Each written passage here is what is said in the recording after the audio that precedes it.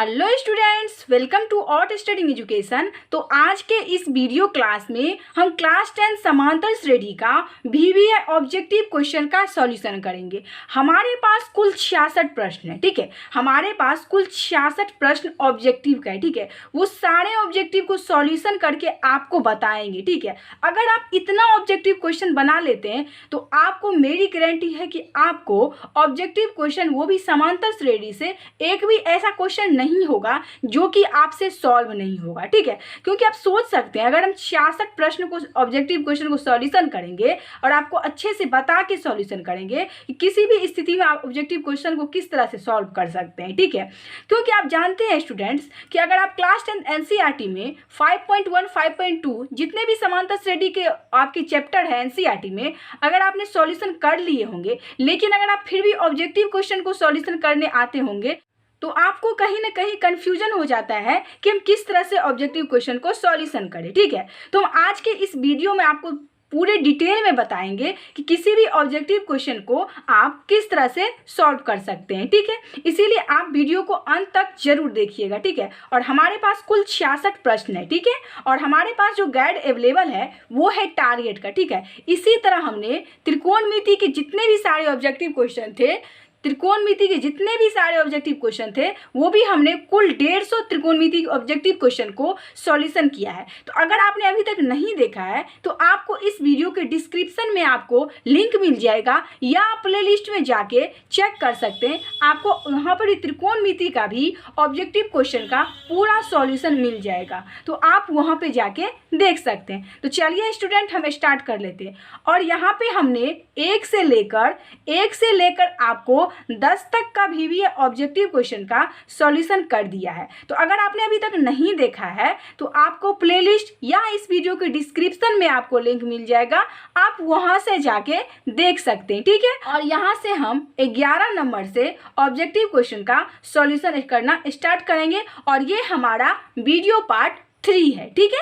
ये हमारा video part 3 है। तो चलिए स्टार्ट कर लेते हैं और देख लेते हैं कि हमारा 11 का क्वेश्चन क्या है। तो चलिए देख लेते हैं।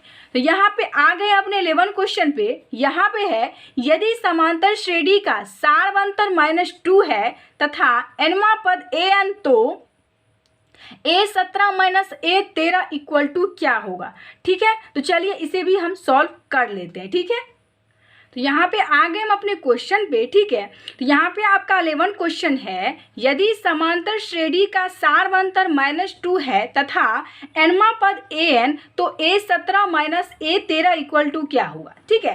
तो जब भी आपको एग्जाम में इस तरह के क्वेश्चन दिखे तो सबसे पहले क्या कर लीजिएगा, आप लोग एक रफ में सबसे पहले जो भी आपको क्वेश्चन में दिया है उसको आप लिख लीजिए, ठीक है। वो किसी भी क्वेश्चन में, अगर आप किसी भी क्वेश्चन को सॉल्व करने जाते हैं तो जो भी उस क्वेश्चन में दिया हुआ है उसको पहले आप लिख लीजिए। उसके बाद हम सोचेंगे कि निकालना क्या क्वेश्चन में क्या कह रहा है, ठीक है। तो यहाँ पे देखिए, यदि समांतर श्रेणी का सारवंतर, तो देखिए स्टूडेंट, सारवंतर को हम किससे डिनोट करते हैं, तो सारवंतर को हम डी से डिनोट करते हैं। और यहाँ पे हम लिखेंगे सारवंतर हमें कितना दे दिया है, -2। वीडियो पार्ट 1 से देखते हैं तो आपको सब कुछ अच्छे तरीके से समझ में आ जाएगा, ठीक है। अगर आप नहीं भी देखे हुए तो इस वीडियो में भी आपको अच्छे तरीके से बताने की कोशिश करेंगे, लेकिन आपसे रिक्वेस्ट है कि अगर आप वीडियो पार्ट 1 से देखें तो आपके लिए अच्छा रहेगा, ठीक है। और भी क्वेश्चन आपको सीखने के लिए मिलेगा।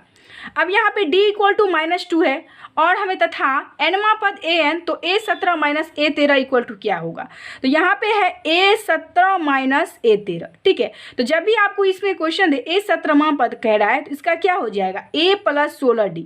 आपको पता है कि अगर a15 रहे इक्वल टू क्या आ जाएगा, a + 14d। अगर a13 रहे तो इसको क्या करते हैं, a + 12d। इस तरह से हम इसको लिखते हैं, ठीक है। इसी तरह से हम a17वां पद क्या लिखेंगे, a + 16d, अब माइनस यहाँ पर 13 है तो a प्लस क्या आ जाएगा, 12d, ठीक है। ये आपका यहाँ पे आ जाएगा। अब देखिए इसको हम क्या करेंगे, इंटू में घेरेंगे क्योंकि ये माइनस में है। अब a + 16d और यहाँ पे -a और माइनस प्लस माइनस, तो यहाँ पे आ जाएगा 12d। अब ये प्लस का ये माइनस का कट जाएगा। अब प्लस 16d में से 12d जाएगा तो कितना आ जाएगा, 4d, ठीक है। अब अभी d का मान कितना दे दिया है, -2, तो यहाँ पे क्या आ जाएगा, -8, ठीक है। तो चलिए हम ऑप्शन में ढूंढ लेते हैं -8। तो इसका राइट आंसर आपका क्या हो जाएगा, डी -8। 11 का राइट आंसर आपका डी हो जाएगा। ठीक है, अब चलिए चलते हैं नेक्स्ट क्वेश्चन की ओर। तो यहाँ पे हमारा 12 क्वेश्चन है, समांतर श्रेणी 5, 8, 11, 14 का 12वां पद क्या होगा। यहाँ पे आपका 12वां पद पूछ रहा है, मतलब एन निकालने के लिए आपको कहा गया है। 12वां पद मतलब टर्म होता है। ठीक है, तो यहाँ पे आपको एन निकालने के लिए कहा जा रहा है, ए 12वां पद निकालने के लिए आपको कहा जा रहा है। ठीक है, तो चलिए इसे भी हम सॉल्व कर लेते हैं। तो यहाँ पे आ गए अपने क्वेश्चन पे। ठीक है, यहाँ पे समांतर श्रेणी 5, 8, 11, 14 का 12वां पद क्या होगा। सबसे पहले हम यहाँ पे ए और डी फाइंड कर लेते हैं। ठीक है, तो ए इक्वल टू हमें 5 दिया है और डी इक्वल टू क्या होता है, A2 - A1। तो यहाँ पे A2 कितना है, 8 है और A1 कितना है, 5 है। तो यहाँ पे क्या आ जाएगा, 3 हो जाएगा। अब हमें ए 12वां पद निकालने के लिए कह रहा है। ठीक है, तो यहाँ पे ए 12 हो जाएगा, तो ये क्या होता है, A + 11D। ठीक है, अब यहाँ पे ए हमें दे रखा है 5 प्लस और 11 गुने हमें डी कितना निकलेगा, 3। तो यहाँ पे 5 प्लस कितना हो जाएगा, 33। इन दोनों को जोड़ दीजिए, कितना आ जाएगा आपका 38। इसका राइट आंसर हो जाएगा। चलिए अब चलते हैं नेक्स्ट क्वेश्चन की ओर, देखते हैं निम्नलिखित में से कौन सा समांतर श्रेणी में नहीं है। ठीक है, तो देखिए ये तो है प्रथम पद a + d a + 2d। देखिए जब भी आपको इस तरह के क्वेश्चन दिखे तो आपको कैसे पता करना है कि यहाँ पे d मतलब कि यह AP में होगा या नहीं होगा। तो आपको d निकालते जाना है। एक बार क्या कर लीजिएगा, D1 निकाल लीजिएगा, जिसमें से कि आप A2 - A1 कर दीजिएगा, और दूसरा D2 निकालिएगा, तो यहाँ पे A3 - A2 कर लीजिएगा। जब आपका D1, D2, D3 सेम निकलने लगे तो समझिएगा वो AP में है, अगर नहीं निकले तो वो AP में नहीं है। तो यहाँ पे देखिए ये तो हमें AP में है, लेकिन 0.3, 0.33, 0.3 ये मतलब एक पद बढ़ता जा रहा है, तो ये हमारा AP में नहीं होगा। ठीक है, तो यहाँ पे आपका 13 का राइट आंसर आपका C हो जाएगा। ठीक है, अब चलिए चलते हैं नेक्स्ट क्वेश्चन की ओर। तो हमारा नेक्स्ट क्वेश्चन है 4, 10, 16, 22, 28 का सारवंतर क्या होगा। तो देखिए सारवंतर निकालना तो बहुत ही इजी है, क्योंकि आपको पता होगा D इक्वल टू आपको फॉर्मूला क्या होता है, A2 - A1। तो A2 - A1 मतलब 10 में से 4 गया तो कितना, 6 आ गया। तो आपका 14 का राइट आंसर आपका B बिल्कुल करेक्ट हो जाएगा। ठीक है, अब चलिए चलते हैं नेक्स्ट क्वेश्चन 15 पे। जब AP का प्रथम पद 2 और तथा सारवंतर 3 हो तब AP का 3 पद क्या होगा। ठीक है, तो चलिए इसे हम सॉल्व करके देख लेते हैं। ठीक है, तो चलिए हम देख लेते हैं 15 का क्वेश्चन और आगे हम अपने क्वेश्चन पे। तो यहाँ पे आपका क्वेश्चन कह रहा है, जब AP का प्रथम पद 2 और सारवंतर 3 है तब AP के 3 पद क्या होगा। तो सबसे पहले प्रथम पद A दिया है, आपका प्रथम पद आपको क्या दिया है, 2 दिया है। ठीक है, तो प्रथम पद को हम A मानते हैं और आपको सारवंतर क्या दिया है, 3 दिया है, तो सारवंतर को हम D मानते हैं, तो यहाँ पे 3 हो गया। तो आपको क्वेश्चन में कह रहा है कि AP के 3 पद होंगे। तो AP में प्रथम पद तो आपको दे ही दिया है, बचा क्या, दूसरा पद और तीसरा पद। तो दूसरा पद तो होता है क्या, A2। तो A2 इक्वल टू क्या होता है, A + D। ठीक है, और तीसरा पद क्या होता है, A + 2D। ठीक है, ये आपका होता है। तो यहाँ पे A हमें दो दिया है और हमें D कितना दिया है, 3, इक्वल टू क्या हो जाएगा, 5 हो जाएगा। ठीक है, अब हमें यहाँ पे A 2 दिया है और +2 गुणे 3 दिया है, तो यहाँ पे क्या आ जाएगा, 2 + 6 इक्वल टू कितना आ जाएगा, 8 हो जाएगा। तो प्रथम पद 2 और दूसरा पद 5, तीसरा पद 8। ठीक है, तो चलिए इसे हम ऑप्शन में ढूंढ लेते हैं।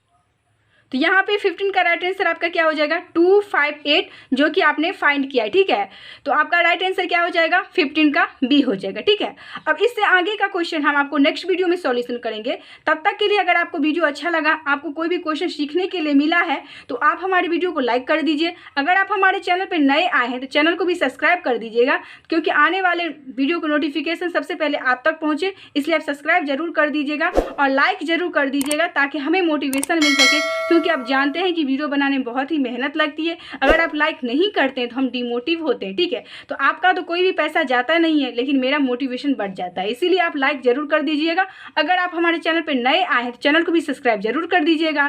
Thanks for watching this video.